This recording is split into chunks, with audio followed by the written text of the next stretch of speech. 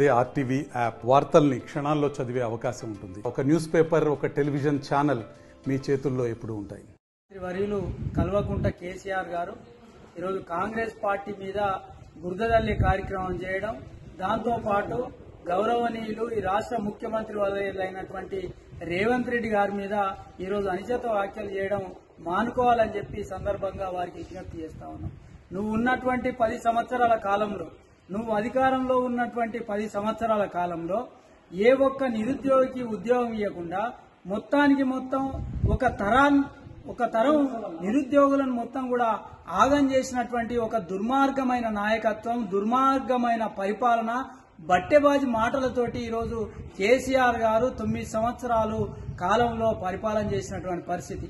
అదే రేవంత్ రెడ్డి గారు అధికారంలోకి వచ్చినటువంటి 100 రోజుల లోపలనే ఈరోజు ఏదైతే ఎన్నికల ముందు హామీలు ఇచ్చిర్రో ఆ ఇచ్చినటువంటి హామీలన్నీ కూడా ఈరోజు అమలు చేస్తున్నటువంటి పరిస్థితి. ఈరోజు ఉచిత కరెంటు కావచ్చు, మహిళా సోదరి మనులకు ఉచిత బస్సు కావచ్చు, అట్లాగే 500కే గ్యాస్ సిలిండర్ కావచ్చు.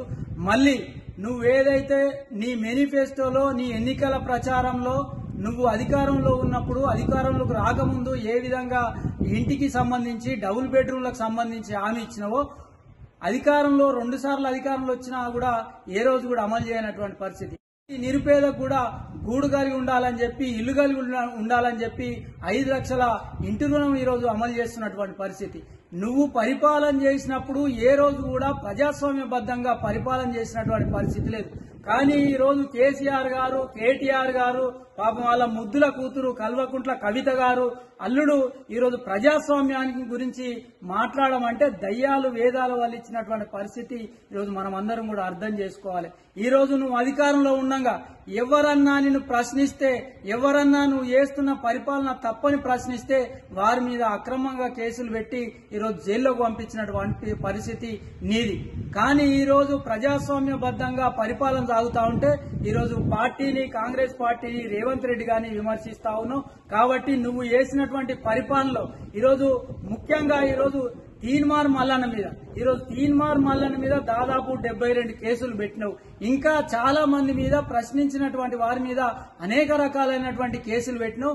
మరి ఈ రోజు నువ్వే ప్రజాస్వామ్యం గురించి, తెలంగాణ సమాజం గురించి ఈరోజు నువ్వు మాట్లాడుతా ఉన్నావు. కాబట్టి ఈరోజు టీఆర్ఎస్ పార్టీకి ప్రజాస్వామ్యం గురించి మాట్లాడే అటువంటి నైతిక హక్కు లేదని చెప్పి సందర్భంగా హెచ్చరిస్తా ఉన్నావు. వెంటనే బేషరతుగా రాష్ట్ర ముఖ్యమంత్రి గారిని విమర్శించడం మానుకోవాలి. నువ్వు 10 సంవత్సరాల కాలంలో ఏ రకంగా అయితే నిరంకుశంగా, ప్రజాస్వామ్యానికి వ్యతిరేకంగా ఈరోజు పరిపాలన చేసినావో నీ పరిపాలన గుర్తు చేసుకోవాలి. పదే కాంగ్రెస్ పార్టీని, ముఖ్యమంత్రిని విమర్శించడం మానుకోవాలి. నువ్వు చేసినటువంటి తప్పులను సరిదిద్దుకోవాలని చెప్పి రాష్ట్ర మాజీ ముఖ్యమంత్రి గారికి విజ్ఞప్తి చేస్తా ఉన్నావు. ఇంకోటి, ఈ రోజు నువ్వు చేసినటువంటి తప్పిదం వల్ల దాదాపు ఒక తరం నిరుద్యోగులు ఆగమైనటువంటి పరిస్థితి. ఈ రోజు చివరకు నిరుద్యోగులకు ఉద్యోగ అవకాశాలు కల్పించలేక ఉద్యోగులు మా ఏజ్ అయిపోతుంది, మాకు ఏజ్ పెంచాలని చెప్పి హైకోర్టులో కేసు మాజీ ముఖ్యమంత్రి కేసీఆర్ గారు, వారి కుటుంబం మాట్లాడే ముందు, రేవంత్ రెడ్డి గారి గురించి మాట్లాడే ముందు ఈరోజు గతంలో మీరు చేసినటువంటి పరిపాలనను ఆత్మవిమర్శ చేసుకొని మాట్లాడాలి. ఈరోజు పదే ముఖ్యమంత్రిని విమర్శిస్తే మాత్రం ఎవ్వరు కూడా కాంగ్రెస్ పార్టీ కార్యకర్తగా, కాంగ్రెస్ పార్టీ నాయకులుగా ఊరుకునేటువంటి పరిస్థితి లేదు.